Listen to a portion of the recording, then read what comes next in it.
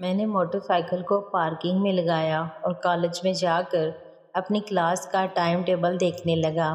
پہلے دن کی وجہ سے دھیرے دھیرے اسٹوڈنٹ آ رہے تھے۔ جیسے ہی کالج میں اسٹوڈنٹ کی بھیڑ جمع ہوئی تو کچھ پرانے اسٹوڈنٹ نئے اسٹوڈنٹ کو روک کر کھڑے ہو گئے۔ میں دیکھنا چاہتا تھا کہ آخر یہ بھیڑ کس لیے جمع ہوئی ہے۔ میں نے جاننے کے لیے ایک لڑکے سے پوچھا، بھائی یہ بھیڑ کس وجہ سے لگی ہے؟ اس لڑکے نے مجھے سر سے پاؤں تک دیکھا اور بولا، لگتا ہے تم بھی نئے آئے ہو، چلو تم بھی کھڑے ہو جاؤ سب کے ساتھ۔ اس لڑکے کے ساتھ 3 اور لڑکے تھے، وہ مجھے لے گئے اور میں بھی بھیڑ میں کھڑا ہو گیا۔ سب لڑکے لڑکیاں ایک ساتھ کھڑے تھے۔ لڑکیوں کو دیکھ کر تو میں حیران ہو رہا تھا۔ ایک سے ایک ماڈرن ڈریس پہن کر لڑکیاں تتلیاں بن کر آئی ہوئی تھیں۔ میں تو ان کو دیکھ کر حیران ہو رہا تھا۔ لڑکیوں نے ایسے کپڑے پہن رکھے تھے جو فلموں میں ہیروئنیں پہنتی ہیں، شارٹ ڈریسز جن میں ان کی گوری گوری ٹانگیں صاف نظر آ رہی تھیں، مگر بیچ میں کچھ ایک سمپل ڈریس والی بھی لڑکیاں تھیں۔ زیادہ تر لڑکے لڑکیاں اپنے باپ کے پیسوں کی نمائش کر رہے تھے۔ میں بھیڑ میں سے آگے نکل کر دیکھنے کی کوشش کرنے لگا، آخر ہو کیا رہا ہے۔ میں نے دیکھا کہ کچھ لڑکے لڑکیاں جو شاید پرانے تھے وہ سامنے بیٹھے ہوئے تھے اور نئے لڑکے لڑکیاں ان کے سامنے ایک ایک کر کے اپنے بارے میں بتا رہے تھے اور پھر وہی کرتے تھے جو ان کو بولا جاتا تھا۔ میں نے اپنے ساتھ کھڑے لڑکے سے اس کے بارے میں پوچھا، بھائی یہ کیا ہو رہا ہے؟ لڑکا، ریگنگ ہو رہی ہے۔ اور کیا؟ ریگنگ؟ یہ کیا ہوتی ہے؟ لڑکا، سینئر اسٹوڈنٹ نئے اسٹوڈنٹ سے کوئی نہ کوئی کام کرواتے ہیں، اگر کہنا نہیں مانا تو پھر وہ سارا سال کالج میں تنگ کرتے ہیں، اس لیے ماننا پڑتا ہے۔ تبھی سامنے بیٹھی لڑکی جو کسی بہت بڑے رئیس خاندان کی لگ رہی تھی، اس نے اپنے سامنے کھڑی نئی اسٹوڈنٹ لڑکی سے کہا، لڑکی کون سے سبجیکٹ میں ہو؟ نئی لڑکی، میں سائنس سبجیکٹ میں ہوں۔ نیو لڑکی کپڑوں سے سمپل سی تھی، شاید وہ اسکالرشپ پر آئی ہوگی۔ میں اس کے پیچھے تھا اس لیے چہرہ نہیں دیکھ سکتا تھا۔ سینئر لڑکی، دیکھنے میں تو خوبصورت ہو، کوئی بوائے فرینڈ ہے یا نہیں؟ نیو لڑکی، جی میں ایسی لڑکی نہیں ہوں۔ سینئر لڑکی، لگتا ہے ابھی تک تم کچی کلی ہو، پھر تو چیک کرنا پڑے گا، چلو ناصر کو کس کرو سب کے سامنے۔ سینئر لڑکے لڑکیوں میں ایک لڑکا جو آگے کھڑا تھا وہ ہنسنے لگا، شاید اسی کا نام ناصر ہوگا، دیکھنے میں اچھا خاصا تھا۔ نیو لڑکی، میں یہ نہیں کر سکتی، میں ایسی لڑکی نہیں ہوں، پلیز میرے ساتھ ایسا مت کرو۔ اس لڑکی کی آواز سے لگ رہا تھا جیسے وہ رو رہی ہے۔ سینئر لڑکی، اگر کس نہیں کیا تو سب کے سامنے کپڑے اتارنے پڑیں گے، چلو جلدی کرو۔ تبھی وہ لڑکا جس کا نام ناصر تھا وہ کھڑا ہو گیا۔ ناصر، رہنے دو روزینہ، یہ کام میں خود ہی کر لیتا ہوں، بیچاری ڈر رہی ہے، اس کے خوبصورت گلابی ہونٹوں کو میں خود ہی چوم لیتا ہوں۔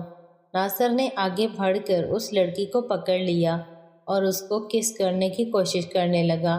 سب کھڑے تماشا دیکھ رہے تھے اور ہنس رہے تھے۔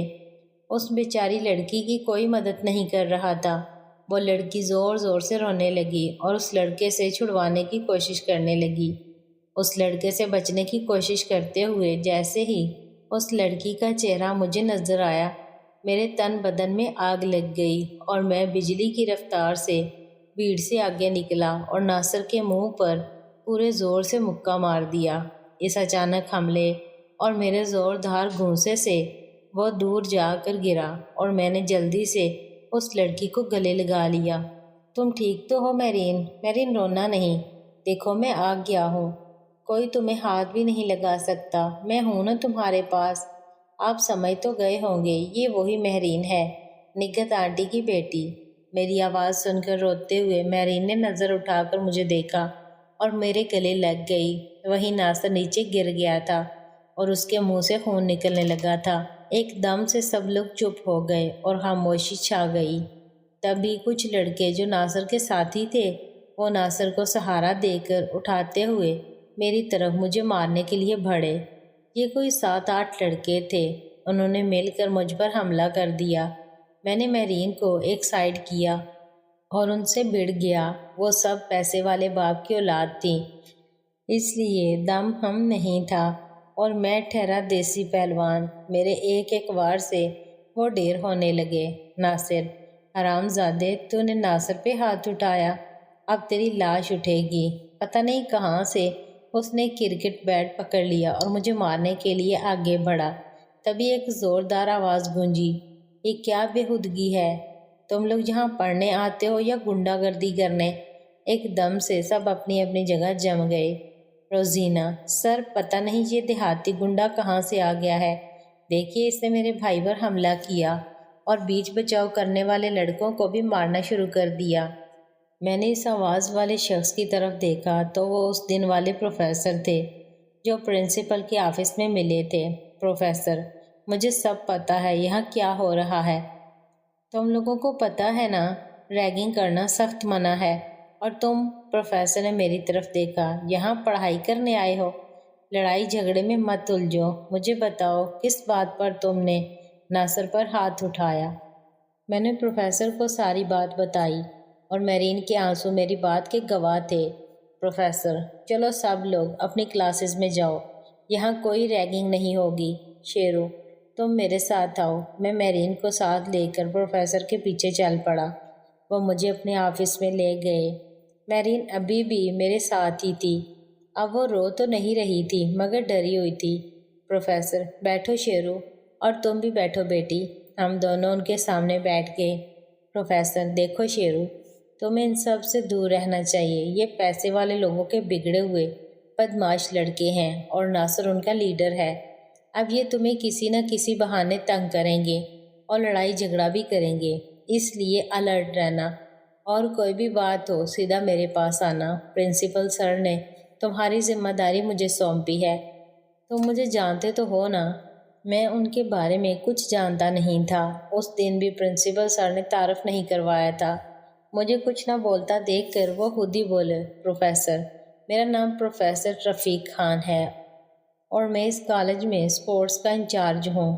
سب پلیئرز چاہے وہ کسی بھی گیم میں ہوں میرے ہی انڈر ہیں، اس لیے کوئی بھی بات ہو مجھے بتاتے رہنا، میں دیکھ لوں گا ان کو۔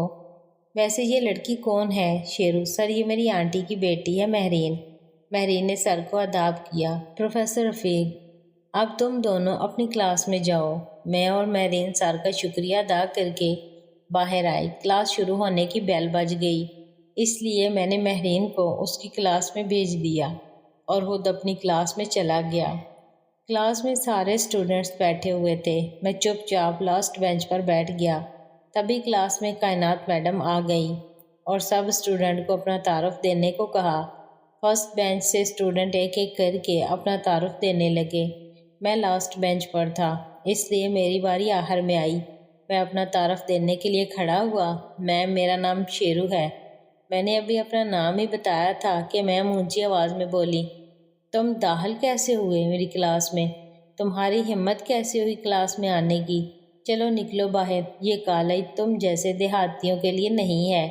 میں نے تمہیں کہا تھا نا تمہارا ایڈمیشن نہیں ہو سکتا، گیٹ آؤٹ۔ میں نے جیسے ہی کچھ بولنا چاہا میڈم اور غصے میں آ گئیں، اس لیے میں بھی چپ چاپ باہر نکل گیا۔ کلاس میں بیٹھے کچھ لڑکے لڑکیاں مجھ پر ہنس رہے تھے۔ میں اس برتاؤ کو برداشت نہیں کر پا رہا تھا، مگر کیا کرتا، وہ میڈم تھی، کوئی اور ایسی حرکت کرتا تو منہ توڑ دیتا۔ میں چپ چاپ کلاس سے باہر نکل گیا۔ اپنے بیگ کو کندھے پر ٹکائے میں جا رہا تھا کہ سامنے سے پرنسپل سر آ رہے تھے، ان کے ساتھ پروفیسر شکیل، پروفیسر بسرا